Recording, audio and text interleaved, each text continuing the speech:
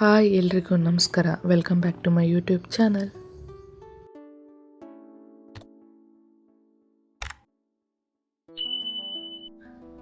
ಸಂಜೆ ಆದ ತಕ್ಷಣ ಏನಾದರೂ ಸ್ನ್ಯಾಕ್ಸ್ ಮಾಡಬೇಕು ಅಂತ ಅನಿಸುತ್ತೆ, ಆದರೆ ಅಷ್ಟೊಂದು ಟೈಮ್ ಇರಲ್ಲ.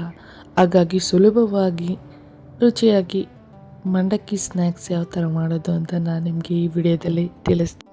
ಈ ಖಾರದ ಮಂಡಕ್ಕಿ ಮಾಡೋದು ತುಂಬ ಸುಲಭ. ಕೇವಲ 2-3 ನಿಮಿಷದಲ್ಲಿನೇ ಇದನ್ನು ಮಾಡ್ಬೋದು.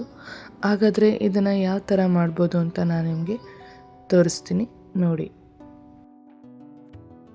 ಮೊದಲನೇದಾಗಿ 1 ಕಪ್ಪು ಶೇಂಗಾ, 1 ಕಪ್ಪು ಕಡಲೆ, ಹಾಗೆ 2 ಬೆಳ್ಳುಳ್ಳಿನ ನಾನು ಸ್ಮ್ಯಾಶ್ ಮಾಡಿ ಇಟ್ಕೊಂಡಿದ್ದೀನಿ. ಹಾಗೆ 3 ಕಡ್ಡಿ ಕರಿಬೇವು ತೊಗೊಂಡಿದ್ದೀನಿ.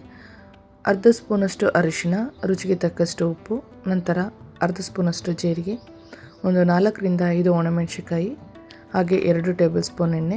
ನಂತರ ನಾನು ಈ ಮಂಡಕ್ಕಿನ ತೊಗೊಂಡಿದ್ದೀನಿ. ನಮ್ಮ ಊರಿನಲ್ಲಿ ಸಿಗುವಂತಹ ಮಂಡಕ್ಕಿ ಇದು. ಈ ಮಂಡಕ್ಕಿಯಲ್ಲಿ ಈಗ ಖಾರದ ಮಂಡಕ್ಕಿನ ಮಾಡೋಣ. ಮೊದಲನೇದಾಗಿ ನಾನೊಂದು ಬಾಣಲಿನ ತೊಗೊಂಡಿದ್ದೀನಿ, ಅದಕ್ಕೆ ಎಣ್ಣೆನ ಹಾಕ್ಕೊಳ್ತಾ ಇದ್ದೀನಿ. ನಂತರ ಮೀಡಿಯಮ್ ಫ್ಲೇಮಲ್ಲೇ ಇಟ್ಕೊಂಡು ನಾನು ಜೀರಿಗೆ ಹಾಕ್ಕೊಂಡಿದ್ದೀನಿ. ಹಾಗೆ ಸ್ಮ್ಯಾಶ್ ಮಾಡಿ ಇಟ್ಕೊಂಡಿರೋಂಥ ಬೆಳ್ಳುಳ್ಳಿನ ಹಾಕ್ಕೊಳ್ತಾ ಇದ್ದೀನಿ. ನಂತರ ಕಡಲೆ ಹಾಗೂ ಶೇಂಗಾ, ಇದಿಷ್ಟು ನಾನು ಮೀಡಿಯಮ್ ಫ್ಲೇಮಲ್ಲಿನೇ ಫ್ರೈ ಮಾಡ್ಕೊಳ್ತಾ ಇದ್ದೀನಿ. ಹೈ ಫ್ಲೇಮಲ್ಲಿ ಇಟ್ಕೊಂಡ್ರೆ ಕಡಲೆ ಬೇಗ ಸೀದೋಗ್ಬಿಡುತ್ತೆ, ಶೇಂಗಾ ಫ್ರೈ ಆಗಿರಲ್ಲ. ಹಾಗಾಗಿ ನಾನು ಮೀಡಿಯಮ್ ಫ್ಲೇಮಲ್ಲಿ ಇಟ್ಕೊಂಡು ಎರಡನ್ನ ಫ್ರೈ ಮಾಡ್ಕೊಳ್ತಾ ಇದ್ದೀನಿ. ನಿಮಗೆ ಕಡಲೆ ಅಥವಾ ಶೇಂಗಾ ಯಾವ ಪ್ರಮಾಣದಲ್ಲಿ ಬೇಕಾದರೂ ನೀವು ಹಾಕ್ಕೋಬೋದು. ನಾನಿಲ್ಲಿ 1 ಕಪ್ಪಷ್ಟು ತೊಗೊಂಡಿದ್ದೀನಿ.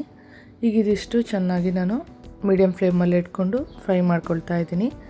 ಜಾಸ್ತಿ ಸಮಯ ಬೇಕಾಗಿಲ್ಲ, ಕಡಿಮೆ ಸಮಯದಲ್ಲಿ ಈ ರೀತಿ ಖಾರದ ಮಂಡಕ್ಕಿನ ಮಾಡ್ಬೋದು. ಮಕ್ಕಳಿಗೂ ಹಾಗೂ ಎಲ್ರಿಗೂ ಇದು ಇಷ್ಟ ಆಗುತ್ತೆ. ನೀವು ಕೂಡ ಟ್ರೈ ಮಾಡಿ. ಮಳೆ ಸೀಸನ್ ಸ್ಟಾರ್ಟ್ ಆಯಿತು ಅಂದರೆ ಈ ರೀತಿ ಖಾರದ ಮಂಡಕ್ಕಿ ಮಾಡ್ಕೊಂಡು ತಿಂತ ಜೊತೆಯಲ್ಲಿ 1 ಕಪ್ ಕಾಫಿ ಇದ್ದರೆ ಎಷ್ಟು ಚೆನ್ನಾಗಿರುತ್ತೆ ಅಲ್ಲ. ಅದಕ್ಕೆ ನೀವು ಕೂಡ ಈ ರೆಸಿಪಿನ ಟ್ರೈ ಮಾಡಿ ನೋಡಿ. ಚೆನ್ನಾಗಿ ಫ್ರೈ ಆಗಿದೆ. ಇವಾಗ ಇದಕ್ಕೆ ನಾನು ಕರಿಬೇವನ್ನ ಹಾಕ್ಕೊಳ್ತಾ ಇದ್ದೀನಿ. ಈ ಖಾರದ ಮಂಡಕ್ಕಿ ಮಾಡುವ ರೆಸಿಪಿಯಲ್ಲಿ ನಾನು ತೋರಿಸಿರುವಂಥ ಇಂಗ್ರೀಡಿಯೆಂಟ್ಸ್ನ ನೀವು ಜಾಸ್ತಿ ಕೂಡ ಹಾಕೋಬೋದು. ನೀನು ಇಷ್ಟೇ ಹಾಕ್ಕೋಬೇಕು ಅನ್ನೋದೇನಿಲ್ಲ. ಈಗ ನಾನು ಒಣಮೆಣ್ಸಿಕಾಯಿನ ಹಾಕ್ಕೊಳ್ತಾ ಇದ್ದೀನಿ. ಈಗ ಇದನ್ನು ಕೂಡ ಫ್ರೈ ಮಾಡ್ಕೊಳ್ತಾ ಇದ್ದೀನಿ.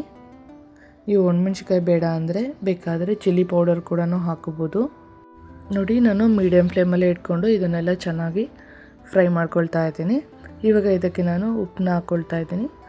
ನಾನಿಲ್ಲಿ 1 ಸ್ಪೂನಷ್ಟು ಉಪ್ಪನ್ನ ತೊಗೊಂಡಿದ್ದೀನಿ.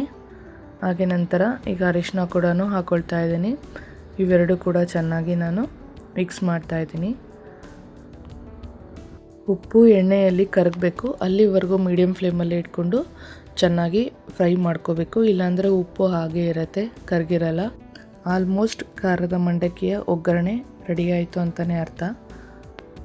ಫಟಾಫಟ್ ಅಂತ 2-3 ನಿಮಿಷದಲ್ಲಿ ಈ ಖಾರದ ಮಂಡಕ್ಕಿ ರೆಡಿ ಆಗ್ತಾಯಿದೆ ನೋಡಿ. ಉಪ್ಪೆಲ್ಲ ಕರಗಿದೆ. ಈಗ ನಾನು ಗ್ಯಾಸ್ನ ಆಫ್ ಮಾಡ್ತಾಯಿದ್ದೀನಿ. ಈಗ ಇದು ಸ್ವಲ್ಪ ತಣ್ಣಗಾಗಬೇಕಂದ್ರೆ 1 ನಿಮಿಷಗಳ ಕಾಲ ಇದನ್ನು ತಣ್ಣಗಾಗ್ಲಿಕ್ಕೆ ಬಿಡಬೇಕು. ಮಂಡಕ್ಕಿ ಎಲ್ಲ ನಾನು ನೀಟಾಗಿ ಕ್ಲೀನ್ ಮಾಡಿ ಇಟ್ಕೊಂಡಿದ್ದೀನಿ. ಇವಾಗ ಒಗ್ಗರಣೆ ಕೂಡ ತಣ್ಣಗಾಗಿದೆ. ನಾನು ಮಂಡಕ್ಕಿನ ಹಾಕ್ಕೊಳ್ತಾ ಇದ್ದೀನಿ. ಇದಿಷ್ಟು ಚೆನ್ನಾಗಿ ಮಿಕ್ಸ್ ಮಾಡಬೇಕು. ಎಣ್ಣೆ ಎಲ್ಲ ನೀಟಾಗಿ ಮಂಡಕ್ಕಿಗೆ ಅಂಟ್ಕೋಬೇಕು. ಅಲ್ಲಿವರೆಗೂ ಚೆನ್ನಾಗಿ ಮಿಕ್ಸ್ ಮಾಡಬೇಕು. ಮಂಡಕ್ಕಿ ಕೆಳಗೆ ಇರುವಂಥ ಒಗ್ಗರಣೆ ಎಲ್ಲ ನೀಟಾಗಿ ಮಂಡಕ್ಕಿಗೆ ಅಂಟ್ಕೋಬೇಕು. ಅಲ್ಲಿವರೆಗೂ ಚೆನ್ನಾಗಿ ಮಿಕ್ಸ್ನ ಮಾಡ್ಕೋಬೇಕು.